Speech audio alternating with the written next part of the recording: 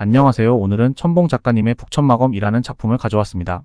군인 출신 주인공 철훈이가 배신을 당하고 무공을 익혀 복수한 뒤에 평범한 표사로 시작하면서 무림의 발을 내딛는 이야기입니다.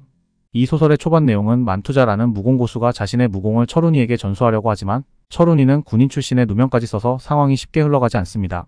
무료 분량의 줄거리를 살펴보면서 어떤 상황인지 확인해 보겠습니다. 혹한의 겨울 북부 평원에서 대명제국의 최강 부대인 북부군단이 적의 혈랑기 부대와 맞서 싸우고 있습니다.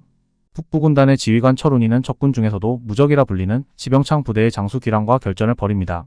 철훈이는 고향으로 돌아가기 위해 목숨을 건 혈투 끝에 귀랑을 처치하지만 본대의 지원이 늦어지며 부대는 치명적인 피해를 입고 말았습니다. 철훈이와 그의 부하들은 협곡인 혈곡으로 퇴각하게 되고 절망적인 상황으로 그들을 몰아넣고 맙니다. 혈곡으로 피신한 철훈이와 부하들은 적군에 의해 완전히 포위됩니다. 철훈이는 중상을 입은 상태에서도 부하들을 지휘하지만 적의 대원수가 직접 나타나 항복을 제안하며 충격적인 사실을 알려줍니다. 본대는 철훈이와 부하들을 미끼로 삼아 철군했다는 것입니다. 철훈이와 그의 병사들은 이러한 배신 속에서도 끝까지 싸울 각오를 다지며 적의 대군에 맞서 혈전을 벌이다 결국 하나둘 쓰러져 갑니다. 그리고 철훈이 역시 끝없는 부상으로 쓰러지고 맙니다.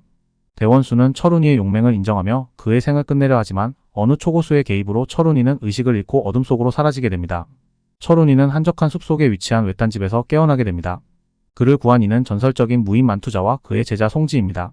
만투자의 의술로 간신히 목숨을 건진 철훈이는 자신이 왜 이곳에 있는지 혼란스러워합니다. 철훈이는 만투자의 집에서 깨어나 만투자와 그의 제자 송지와 대면하게 됩니다. 만투자는 자신의 무공이 천하최강이라고 말하며 이를 계승할 제자를 찾기 위해 무림과 중원을 떠돌아다녔습니다. 하지만 기존의 제자인 송지를 포함하여 누구도 자신의 기준에 미치지 못했습니다. 만투자는 철훈이를 천하의 둘도 없는 귓골로 평가하며 그의 잠재력을 알아봅니다. 철훈이의 눈빛과 강한 정신력 그리고 생존 본능을 통해 그는 철훈이가 자신의 무공을 완성시킬 수 있는 유일한 인물이라고 확신하게 되면서 그를 제자로 삼는 데 강한 집착을 보이기 시작합니다. 만투자는 철훈이를 자신의 제자로 삼아 무공을 전수하고자 하지만 철훈이는 고향에 돌아가고 총사 우문광에게 복수하려는 마음으로 이를 거부합니다. 만투자는 철훈이에게 우문광을 지키는 호위병들이 무림의 고수임을 알려주며 무공을 배우지 않으면 복수는 불가능하다고 설득하지만 철훈이는 누명을 쓴 것에 대한 복수심으로 가득 차 있습니다. 몸이 회복되자 철훈이는 혼자서 우문광의 군영으로 잠입합니다. 그 과정에서 자신이 반역자로 몰렸으며 우문광이 자신과 부하들을 미끼로 사용한 뒤 반역 누명을 씌워 군심을 조작하고 있다는 사실을 확인합니다. 철훈이는 우문광을 급습해 납치하려 하지만 우문광의 호위 장수들에 의해 포위되고 큰 부상을 입습니다. 그때 그를 아끼는 윤충 장군이 개입하여 철훈이를 감옥으로 이송하며 군법 절차에 따라 그의 무죄를 증명할 기회를 부여합니다. 철훈이는 윤충 장군의 도움으로 병창에 감금되지만 호위 장수들의 무공 실력에 절망하며 복수의 길이 멀다는 것을 깨닫습니다. 한편 우문광은 철훈이를 반역자로 규정하고 그의 처형을 강력히 주장하지만 윤충 장군은 황제가 부여한 권한으로 이를 막아냅니다.